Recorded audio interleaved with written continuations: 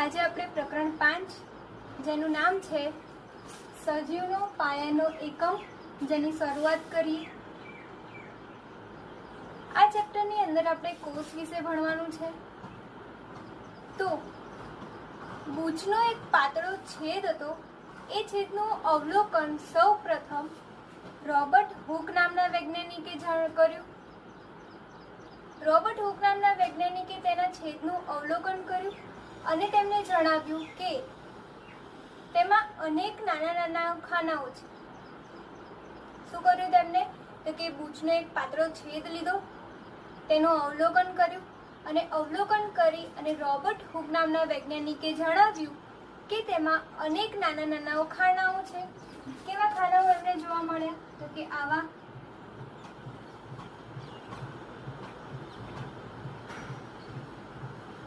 બૂચના પાતળા છેદમાં એમને આવા ખાનાઓ જોવા મળે જેની રચના એક મધપૂડા જેવી હતી। બૂચ એક પદાર્થ છે જે વૃક્ષની છાલમાંથી પ્રાપ્ત થાય છે। રોબર્ટ હુક નામના વૈજ્ઞાનિકે આ અવલોકન કર્યું અને તેમને કીધું કે આ ખાનાઓ જેવું દેખાય છે। આ જે ખાનાઓ એમને દેખાયા તેનું નામ એમને કોષ આપી દીધું અને આ જે કોષ છે તેને ઇંગ્લિશમાં સેલ કહેવામાં આવે છે, જે લેટિન ભાષાનો શબ્દ છે। સેલ એટલે કે કોષ, જે કઈ ભાષાનો શબ્દ છે? તો કે લેટિન ભાષાનો શબ્દ છે, જેનો અર્થ નાનો ઓરડો જેવું થાય છે। આ ઘટના તમને બધાને એવું લાગતું હશે કે અર્થહીન ઘટના છે, પરંતુ વિજ્ઞાનના ઇતિહાસમાં એક ખૂબ જ અગત્યની ઘટના છે અને સજીવોમાં જુદા જુદા એકમો હોય છે। આવું રોબર્ટ હુક નામના વૈજ્ઞાનિકે સૌથી પહેલા કીધું। શું કીધું એમને? તો કે સજીવોમાં જુદા જુદા એકમો હોય છે। આ એકમોનું વર્ણન કરવા માટે જીવ વિજ્ઞાન, આજે આપણે ચેપ્ટર ભણીએ છીએ કે સજીવનો પાયાનો એકમ, આ જે ચેપ્ટર છે તમારે જીવ વિજ્ઞાનનું છે અને આ જે એકમો છે તેમનું વર્ણન કરવા માટે જીવ વિજ્ઞાનમાં કોષ શબ્દનો ઉપયોગ આજ સુધી પણ કરાય છે। તો કોષ વિશે આપણે થોડી વધુ માહિતી મેળવી લઈએ। એમાં આપણને એવો વિચાર આવે કે સજીવો શેના બનેલા હોય છે? તો એ જાણવા માટે આપણે પહેલા પ્રવૃત્તિ 5.1 કરીએ।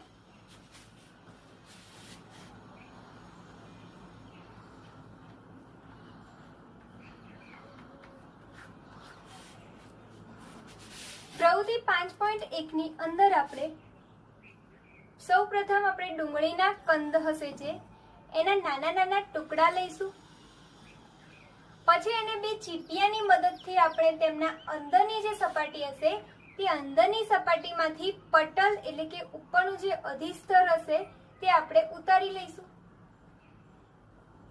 અને પછી તરત આ પટલને આપણે પાણી ભરેલા એક વોચ ગ્લાસમાં મૂકી દઈશું। આ રીતે પટલને વળી જતા અથવા સુકાઈ જતા અટકાવી શકાય છે। હવે આપણે પટલનું શું કરીશું?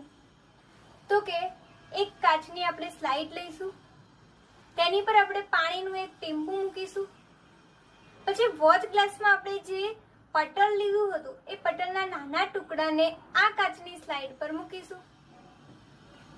આપણે એ ધ્યાન રાખીશું કે પટલ બિલકુલ એકદમ સીધું જ રહે, એ સહેજ બી પ્રકારે વળવું જોઈએ નહીં।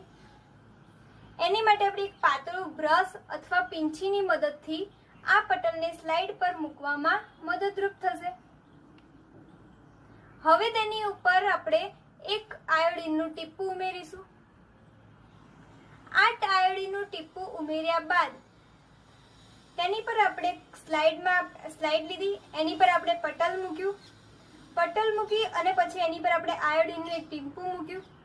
આયોડીનનું ટીપું મૂક્યા બાદ તેની ઉપર આપણે કવર સ્લિપ મૂકી દઈશું। આ કવર સ્લિપ આપણે એ રીતે ઢાંકીશું કે જેથી સ્લાઇડ અને કવર સ્લિપની વચ્ચે હવા ના રહે અથવા હવાના પરપોટાનો પ્રવેશ ન થાય। એ માટે કરીને આપણે અંગૂઠાથી એ કવર સ્લિપને દબાવી દઈશું, એટલે અંદર જે હવા રહેલી હશે અથવા એના પરપોટા રહેલા હશે એ બધા બહાર નીકળી જશે।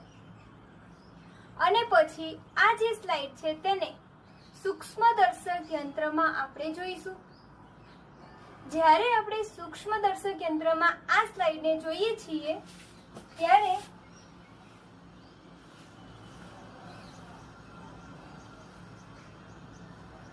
આપણને આ પ્રકારની એક રચના જોવા મળે છે.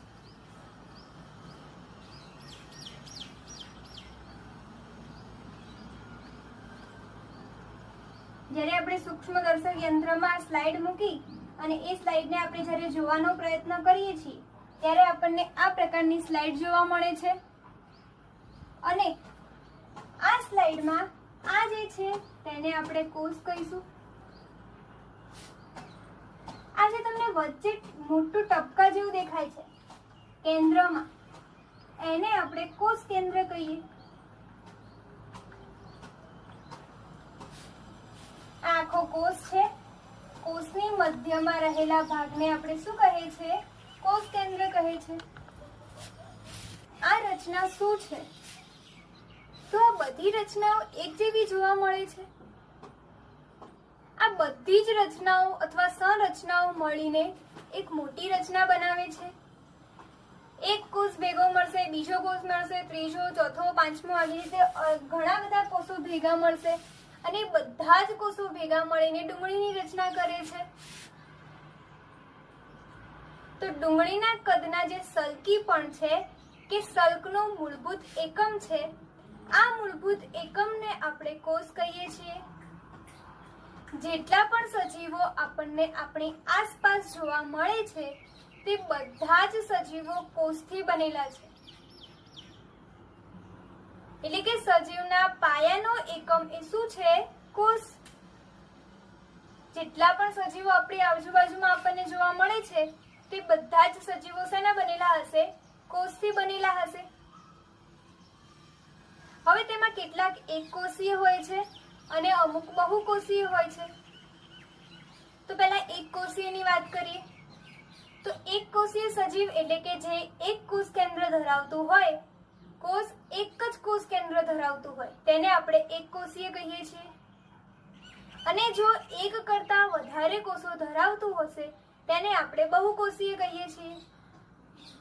તો સૌપ્રથમ આપણે એકકોષીયની વાત કરીએ. તો એકકોષીયમાં અમીબા આવે છે, પેરામીશિયમ, ક્લેમિડોમોનાસ અને બેક્ટેરિયા. આ તમામ કેવા છે? એકકોષીય સજીવ. પછી આપણે બહુકોષીય સજીવની વાત કરીએ. બહુકોષીય સજીવ એટલે એક કરતા વધારે કોષ ધરાવતા હશે તો તેને આપણે બહુકોષીય સજીવ કહીશું. તો બહુકોષીય સજીવ જે હશે તેમના શરીરમાં ઘણા બધા કોષોનો સમૂહ રચાય છે. જે કોષોનો સમૂહ રચાય છે તે વિવિધ કાર્યો માટે શરીરના જુદા જુદા ભાગો સર્જે છે. એ કયા કયા ભાગો સર્જે છે? તો કે ફૂગ, વનસ્પતિઓ, પ્રાણીઓ. આ બધા જ કોષો જે છે એ પૂર્વ અસ્તિત્વ ધરાવતા કોષોમાંથી ઉદ્ભવે છે. આ જે બધા જ કોષો છે તેમના પૂર્વ અસ્તિત્વ ધરાવતા જે કોષો હશે તેમાંથી તેમનો ઉદ્ભવ થઈ શકે છે. તો નેક્સ્ટ આપણે વાત કરીએ પ્રવૃત્તિ 5.2. તો 5.2 ની અંદર આપણે જુદા જુદા કદના પર્ણના આવરણ અથવા તેના સ્તર લઈશું. ડુંગળીના મૂલાગ્ર એટલે કે ડુંગળીનો જે મૂળ હશે તેનો ભાગ લઈશું કે ડુંગળીના પટલ લઈને તેની એક હંગામી આપણે સ્લાઇડ બનાવીશું. પછી આપણને પ્રશ્ન થશે કે શું બધા જ કોષો કદ અને આકારમાં સમાન હોય છે? શું બધા કોષોની રચના સમાન હોય છે? વનસ્પતિ દેહના અલગ અલગ ભાગોમાંથી કોષો વચ્ચેની જે ભિન્નતા હશે એ ભિન્નતાને આપણે પારખી શકીએ છીએ. તો કેટલાક સજીવો છે એ વિભિન્ન પ્રકારના કોષો ધરાવે છે. જેમ કે સરળ સ્નાયુ કોષો જે આ પ્રકારના કોષ ધરાવે છે તેનો કોષ આ પ્રકારનો હોય છે. રુધિર કોષ જેનો કોષ આ પ્રકારે હોય છે. ચેતાકોષ જે આવો હોય છે. અંડકોષ જેની રચના આવી હોય. શુક્રકોષ જે આવો હશે અને આ જે છે એ મેદકોષ છે. આ બધા જ કોષ એ માનવ કોષ છે, માનવના શરીરમાં રહેલા કોષો છે. તેઓના વિશિષ્ટ કોષોને સંબંધિત કોષોનો આકાર અને કદ હોય છે. કેટલાક કોષો એવા હોય કે જેઓ અમીબાની જેમ પોતાનો આકાર જે હોય છે એ બદલાતા રહે છે, અને કેટલાક કિસ્સાઓમાં આપણને કોષનો આકાર ઓછા વધતા અંશે નિયત પ્રકારના કોષો માટે નિયત એટલે કે ચોક્કસ હોય છે.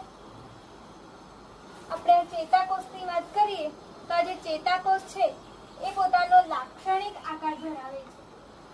કેવો આકાર ધરાવે છે? લાક્ષણિક આકાર. પ્રત્યેક જે જીવંત કોષ છે એ કેટલાક પાયાના કાર્યો કરવાની ક્ષમતા ધરાવે છે, અને તે બધા જ સજીવોની એક લાક્ષણિકતા છે. હવે આપણને એવો પ્રશ્ન થાય કે જીવંત કોષ કેવી રીતે આ પાયાના કાર્યો કરે છે? તો કે આપણે જાણીએ છીએ કે જે બહુકોષીય સજીવો છે, જેમ કે મનુષ્યમાં શ્રમજીવી થાય છે. આનો અર્થ એ થયો કે મનુષ્યના અલગ અલગ વિભિન્ન ભાગો જે છે એ વિભિન્ન કાર્યો કરે છે. આપણે ઉદાહરણ લેવું હોય તો આપણા શરીરની અંદર જે હૃદય આવેલું છે એ હૃદય રુધિર પંપનું કાર્ય કરે છે. પછી જે જઠર છે એ ખોરાકનું પાચનનું કાર્ય કરે છે.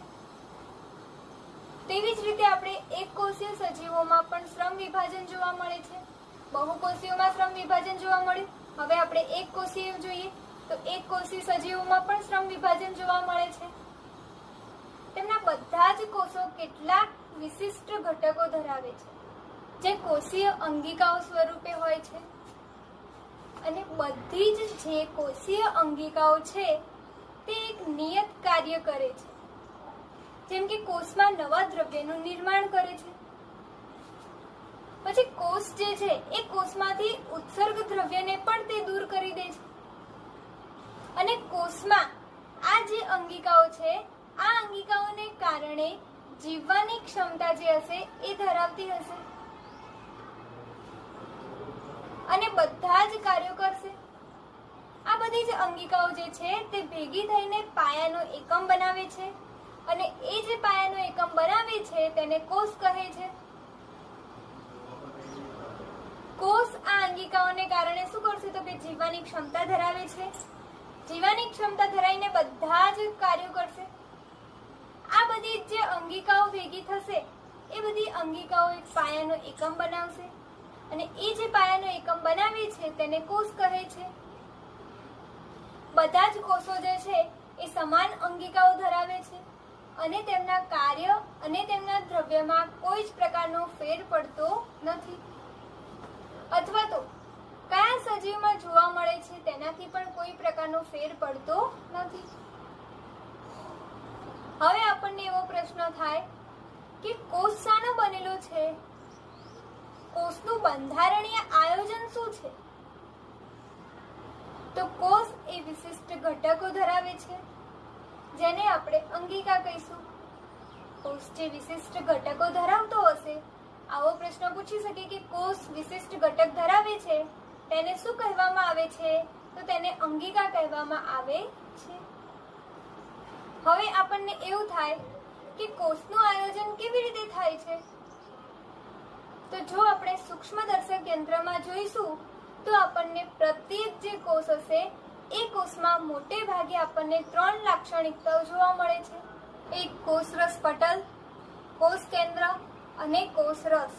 આ 3 આપણને એની અંદર લાક્ષણિકતાઓ જોવા મળે છે.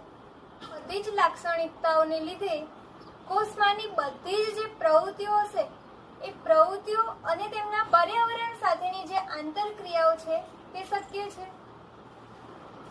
હવે એમાં પહેલો આપણે જોઈએ લાક્ષણિકતા કોષરસ પટલ અથવા કોષીય પટલ.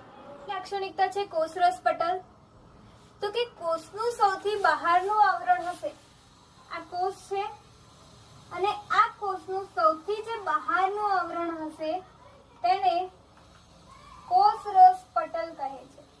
કોષના સૌથી બહારના આવરણને કોષરસ પટલ કહે છે.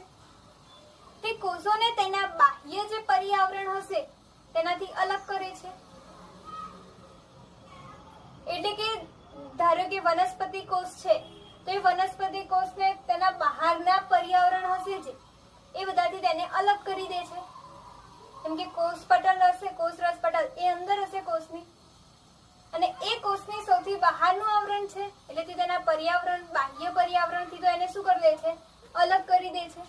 પછી કોષરસ પટલ જે હશે એ કેટલાક દ્રવ્યોને કોષમાં પ્રવેશ આપવાની તેમજ કોષની બહાર નીકળવાની મંજૂરી આપે છે. આવું તમને પ્રશ્ન પૂછે, કેટલાક દ્રવ્યોને કોષમાં પ્રવેશ આપવાની તેમજ કોષની બહાર નીકળવાની મંજૂરી કોણ આપે છે? તો એનો આન્સર આવશે કોષરસ પટલ. આ કોષરસ પટલ શું કરશે? તો કે અમુક જે હશે એમની બહાર નીકળવાની અને અમુકને અંદર આવવાની મંજૂરી આપે છે. હવે આ CO2 હશે અને આ O2 છે, તો CO2 ને બહાર નીકળવાની ને O2 ને અંદર જવાની શું આપશે? પરમિશન આપશે, એટલે કે મંજૂરી આપે છે. તે કેટલાક અન્ય દ્રવ્યોની ગતિશીલતા જે છે એમને પણ શું કરશે? અવરોધી દે છે. તેથી જ કોષરસ પટલ છે તેને પસંદગીમાન પ્રવેશીલ પટલ કહે છે. પસંદગીમાન પ્રવેશીલ પટલ કેમ? તો કે તે પોતાની પસંદગી હશે એ પ્રમાણે અમુકને અંદર આવવા દેશે ને અમુકને બહાર મોકલી દે છે. એટલે કોષરસ પટલ છે એ પસંદગીમાન પ્રવેશીલ પટલ પણ કહેવાય છે. હવે આપણને એવું થાય કે કોષમાં દ્રવ્યોની ગતિશીલતા કેવી હોય છે? તેમની જે ગતિ હશે એ કેવી હોય છે? કેવી રીતે દ્રવ્યો કોષમાંથી બહાર જાય છે? તો કેટલાક દ્રવ્યો એટલે કે કાર્બન ડાયોક્સાઇડ અને ઓક્સિજન એ કોષરસ પટલ છે એ કોષરસ પટલમાંથી બહાર જાય છે, અને એ જે બહાર જાય છે કોષરસ પટલમાંથી એ બહાર જવાની ક્રિયાને આપણે પ્રસરણ કહીશું. તો દ્રવ્ય જે હશે એ વધુ સંકેન્દ્રણ તરફથી ઓછા સંકેન્દ્રણ તરફથી ઝડપથી એ પોતે શું કરશે? ગતિશીલતા ધરાવશે. હવે વધુ સંકેન્દ્રણ વાળો વિસ્તાર એટલે શું? તો કે જેની અંદર ઘટક કણોનું પ્રમાણ વધારે હશે એ શું હશે? વધુ સંકેન્દ્રણ વાળો વિસ્તાર. અને જેમાં ઓછું હશે એ કેવું હશે? ઓછું સંકેન્દ્રણ વાળો વિસ્તાર. ખાંડનું પાણી છે તો ખાંડના પાણીમાં આપણે ખાંડ વધારે ઉમેરીશું અને પાણી આપણને બહુ મીઠું લાગશે તો એ શું થઈ ગયું? વધુ સંકેન્દ્રણ વાળો વિસ્તાર. અને જો આપણે આખો ગ્લાસ ભરીને પાણી લીધું છે અને એની અંદર ખાલી 2 કે 3 દાણા જ ખાંડના નાખીશું તો એ શું થઈ ગયું? ઓછો સંકેન્દ્રણ વાળો વિસ્તાર. તો આવી જ ઘટનાઓ કોષોમાં પણ જોવા મળે છે. આપણે ઉદાહરણ લેવું હોય તો જ્યારે કોષ હશે એ કોષમાં કાર્બન ડાયોક્સાઇડ એટલે કે CO2 જેટલા કેટલાક દ્રવ્યોનું સંકેન્દ્રણ વધશે, જ્યારે કોષની બહારના જે પર્યાવરણ હશે એ પર્યાવરણમાં કોષમાંના જે કાર્બન ડાયોક્સાઇડ હશે તેમના સંકેન્દ્રણની સાપેક્ષે સંકેન્દ્રણ ઓછું હોય છે. ત્યારે જો આપણે CO2 ના આ સંકેન્દ્રણનો જે તફાવત હશે એ તફાવતને લીધે કોષમાંનો જે CO2 હશે એ કોષની બહાર નીકળે છે. અને એ બહાર કોની દ્વારા નીકળે છે? તો કે પ્રસરણ થાય છે, અને પ્રસરણ દ્વારા શું થાય છે? બહાર નીકળે છે. તેવી જ રીતે જ્યારે કોષમાં ઓક્સિજનનું સંકેન્દ્રણ ઘટી જાય છે, ત્યારે જે O2 હશે ઓક્સિજન એ કોષમાં પ્રસરણની ક્રિયા દ્વારા જ પ્રવેશે છે. આથી પ્રસરણ જે છે એ વાત વિનિમય માટે કોષ તેમજ કોષના બાહ્ય જે પર્યાવરણ હશે તેમની વચ્ચે અગત્યની એક ભૂમિકા ભજવે છે. પાણી પણ પ્રસરણના નિયમોને અનુસરે છે. પાણીના જે અણુઓ છે એમની ગતિ આવી જ પસંદગીમાન પ્રવેશીલ પટલ દ્વારા થાય છે. એમની મરજી હશે, એમની મંજૂરી વગર કોઈ અંદર નહીં આવી શકે ને કોઈ બહાર નહીં જઈ શકે. તો પાણીમાં દ્રાવ્ય જે પદાર્થ હશે એ પદાર્થની માત્રા એ કોષરસ પટલમાંથી પાણીની ગતિ પર અસર કરે છે.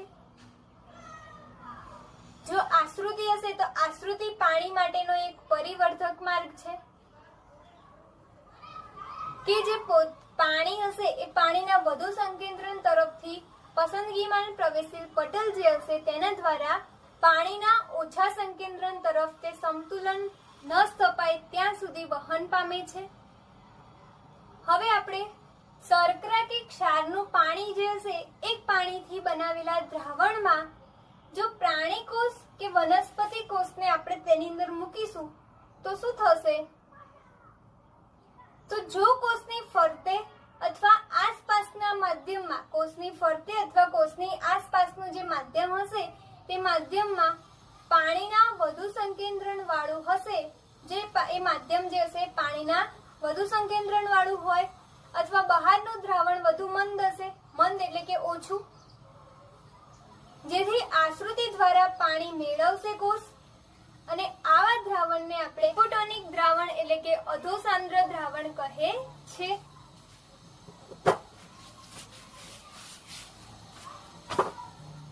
શું કહે છે? હાઇપોટોનિક. હાઇપોટોનિક એ ઇંગ્લિશ શબ્દ છે અને જેનું ગુજરાતી છે અધોસાંદ્ર દ્રાવણ. કોને કહીશું અધોસાંદ્રતા હાઇપોટોનિક દ્રાવણ? તો કે જો કોષની ફરતે અથવા આસપાસના માધ્યમમાં પાણીના વધુ સંકેન્દ્રણ વાળું હોય, તેનું જે આજુબાજુનું આવરણ અથવા માધ્યમ હશે એ પાણીનું વધુ સંકેન્દ્રણ વાળું હોય, તો વધુ સંકેન્દ્રણ વાળું હોય અથવા બહારનું જે દ્રાવણ હશે તે વધુ મંદ હશે.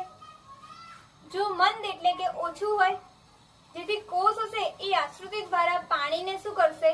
મેળવશે. પાણી મેળવે છે એટલે એ મેળવવાની ક્રિયાને આપણે હાઇપોટોનિક દ્રાવણ એટલે કે અધોસાંદ્ર દ્રાવણ કહે છે.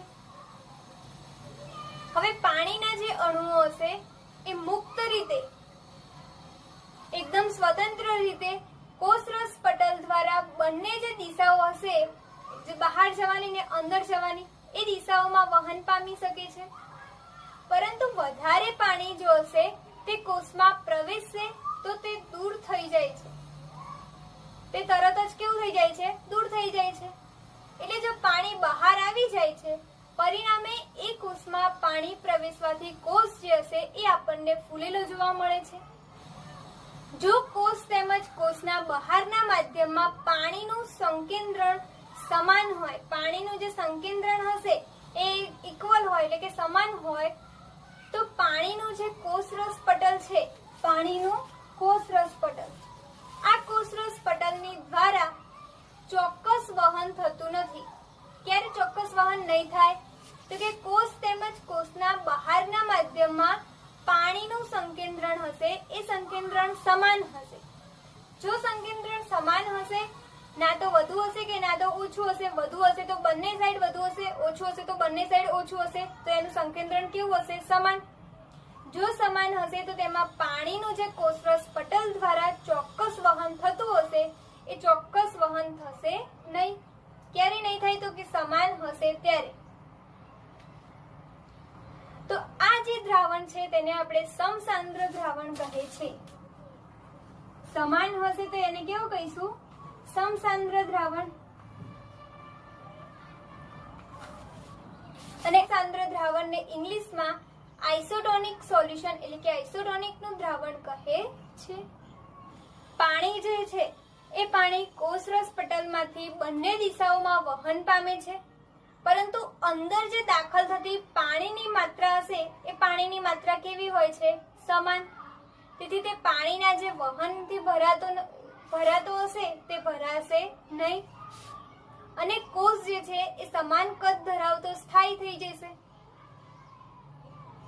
જો કોષના માધ્યમ કરતા પાણીનું જે સંકેન્દ્રણ છે એ બહારની તરફ કે માધ્યમમાં ઓછું હશે, તો તેનો અર્થ એવો થશે કે બહાર જે સંકેન્દ્રિત માધ્યમ છે એ બહાર જે સંકેન્દ્રિત માધ્યમ ધરાવતું દ્રાવણ કે જેથી કોષ એ આશ્રુતિ દ્વારા પાણીને શું કરી દેશે?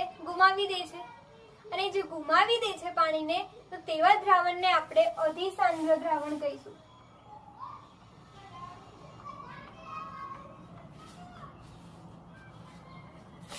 પાણી ગુમાવી દે છે આશ્રુતિ દ્વારા, તેને આપણે અધિસાંદ્ર એટલે કે હાઇપરટોનિક દ્રાવણ કહીશું. પછી ફરીથી આપણે પાણી કોષરસ પટલમાંથી બંને દિશાઓમાં વહન પામે, પરંતુ આ જે વહન પામશે તે વખતે પ્રવેશતું જે પાણી હશે એ પાણી બહાર નીકળતા પાણીનું પ્રમાણ જે હશે તેને વધારી દે છે, અને તેથી કોષ જે હશે બહાર જે પાણી નીકળતું હશે એનું પ્રમાણ વધારે, તો કોષ ધીમે ધીમે શું થઈ જશે? ચીમડાઈ જશે. કેમ કે કોષની અંદર જે પાણી રહેલું હશે તે બધું બહાર નીકળી જાય છે. તો બહાર ફુગ્ગો હોય છે ફૂલેલો, એ ફુગ્ગાની અંદરની જે હવા હોય છે આપણે ધીમે ધીમે ફુગ્ગાને છોડી દઈએ, ગાંઠ એની જે મારેલી હશે છોડી દઈએ તો ફુગ્ગામાંથી હવા બહાર નીકળશે. તો જેમ જેમ ફુગ્ગાની હવા બહાર નીકળે છે તેમ ફુગ્ગા નાનો થઈ જાય છે. સેમ આ રીતે કોષની અંદરનું રહેલું જે પાણી બહાર નીકળશે તો કોષ કેવું થઈ જશે? ચીમડાઈ જાય છે. તો આશ્રુતિ જે છે એ આશ્રુતિ પસંદગીમાન પ્રવેશીલ પટલ દ્વારા પ્રસરણની જે ક્રિયા હશે એ પ્રસરણની ક્રિયાનો વિશિષ્ટ એક હિસ્સો છે. તો પ્રવૃત્તિ 5.3 એમાં આપણે ઈંડા સાથે આશ્રુતિ.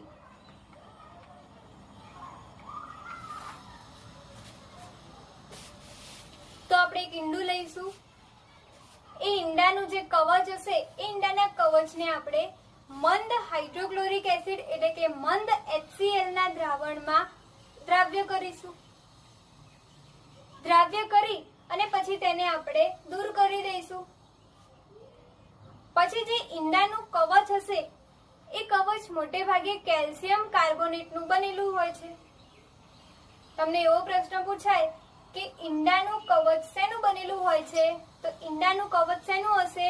કેલ્શિયમ કાર્બોનેટ, જેનું અણુસૂત્ર થશે CaCO3, કેલ્શિયમ કાર્બોનેટ.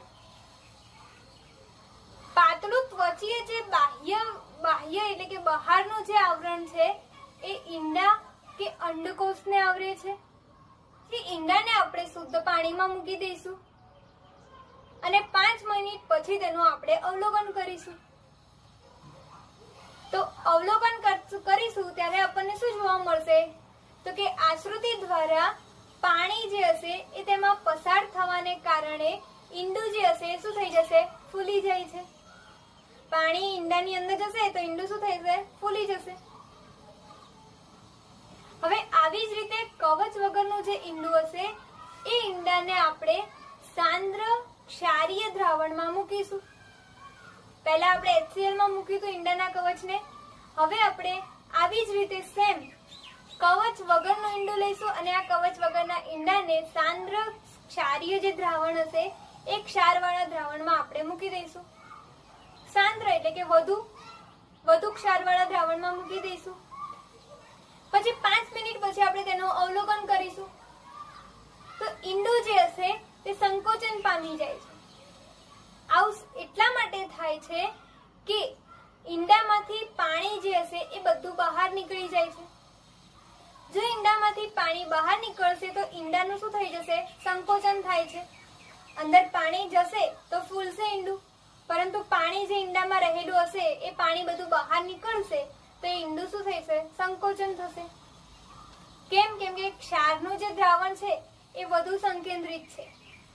વધુ સંકેન્દ્રિત હોવાને કારણે ઈંડામાંથી જે પાણી છે એ બધું બહાર નીકળી જાય છે અને એ બહાર નીકળવાને કારણે ઈંડું એ સંકોચન થઈ જાય છે ઈંડાનું. હવે આવી જ રીતે આપણે એક સૂકી દ્રાક્ષ અથવા જરદાયુનું એક્ઝામ્પલ લઈએ. એના માટે આપણે પ્રવૃત્તિ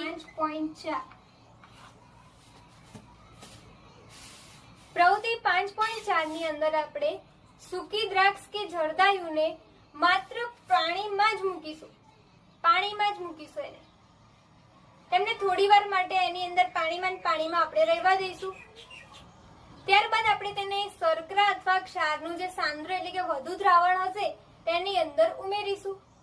એ ઉમેર્યા બાદ આપણે તેનું અવલોકન કરી દઈશું.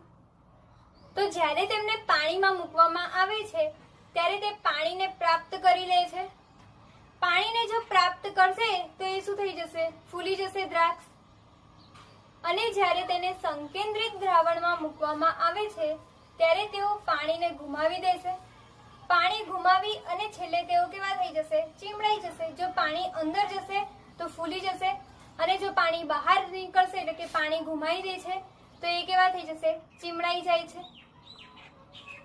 તો એક કોષીય જે મીઠા જળના સજીવો છે, એક કોષ ધરાવતા જે મીઠા જળના સજીવો અને મોટા ભાગના જે વનસ્પતિ કોષો છે એ આશ્રુતિ દ્વારા પાણીને મેળવે છે.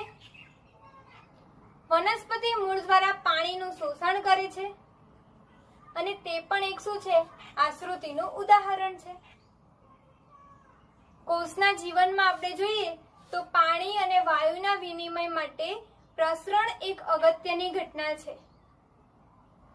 તો વધુમાં પ્રસરણ દ્વારા કોષ તેમના પર્યાવરણમાંથી પોષણ પણ મેળવે છે અને અલગ અલગ અણુઓ જે છે એ અણુઓ કોષમાંથી તેમજ કોષની બહાર જે ઉર્જા રહેલી હશે એ ઉર્જાની જરૂરિયાત દ્વારા વહન પામે છે.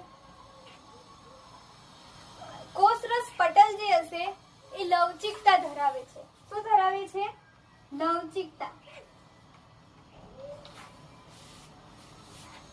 જે કાર્બનિક અણુઓનું બનેલું છે અને આ જે કાર્બનિક અણુઓનું બનેલું છે તેને લિપિડ્સ અથવા પ્રોટીન્સ કહે છે. આ પણ તમારે પ્રશ્ન પૂછી શકે કે જે કાર્બનિક અણુઓનું બનેલું છે તેને ખાલી જગ્યા કહે છે તો લિપિડ્સ અથવા પ્રોટીન્સ બંને કહેવામાં આવે છે. લિપિડ્સ પણ કહેવામાં આવે છે અને પ્રોટીન્સ પણ કહેવામાં આવે છે. પછી ઇલેક્ટ્રિક માઇક્રોસ્કોપ.